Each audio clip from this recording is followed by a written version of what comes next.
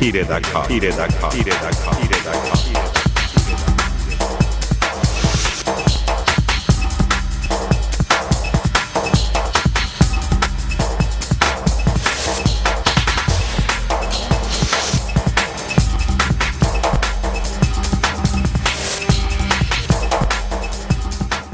2002-এ জোট সরকারের সন্ত্রাসীরা আমার কাছে আইসা চাঁদা দাবি করে।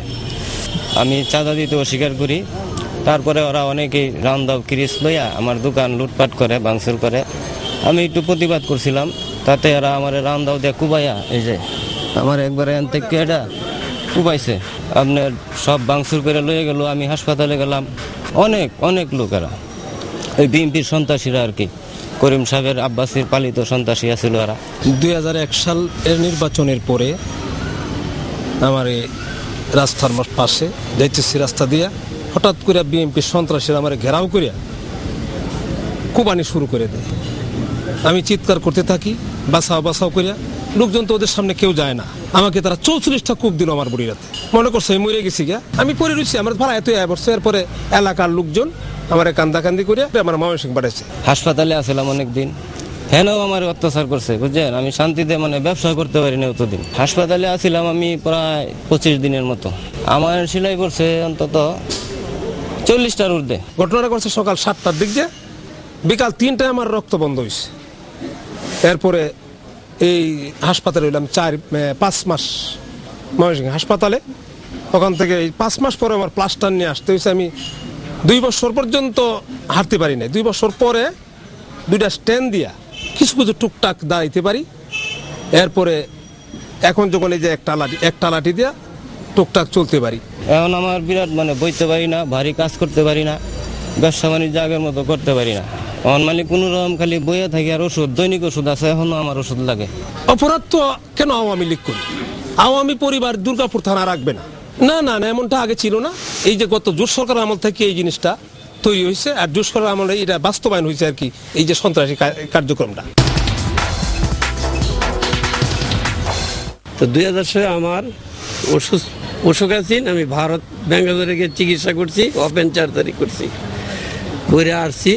2002-এর জানুয়ারিতে বিএনপির সন্ত্রাসী 5-7 জন লোক, আমি যখন বাড়িতে যাই তখন আমার বাড়ির রাস্তায় ঘেরাও করে এই যে আমার 27-28টা কূপ দিয়েছে। এই 8টার মধ্যে এই যে কূপের দাগটি আছে, এই দিক দিয়ে চিড়িয়া, এই যে এই রকটাও, এই 4টা রক কাটতে গেছিল এই হাতের, এই কূপ দিয়ে শিখ ঢুকাইয়া জোড়া দিছে।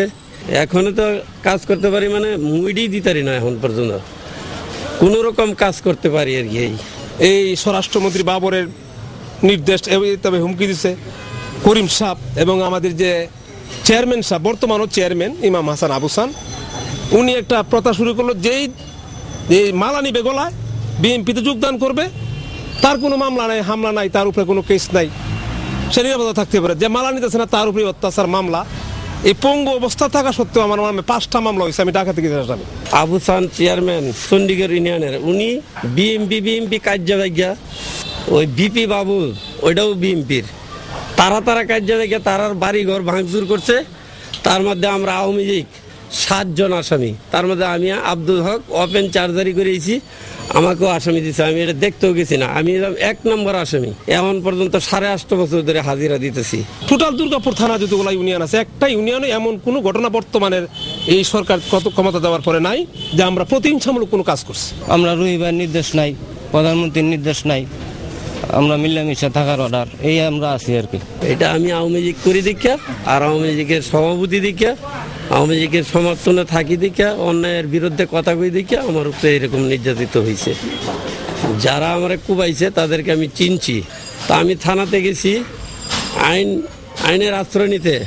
পরে আমার থানার থেকে ওই যে বিএনপির সেক্রেটারি আব্দুল মালেক তালুকদার, উনি আমার আইনের কেস করানোর জায়গাও দিছে না, আর আমার কেস নিছেও না।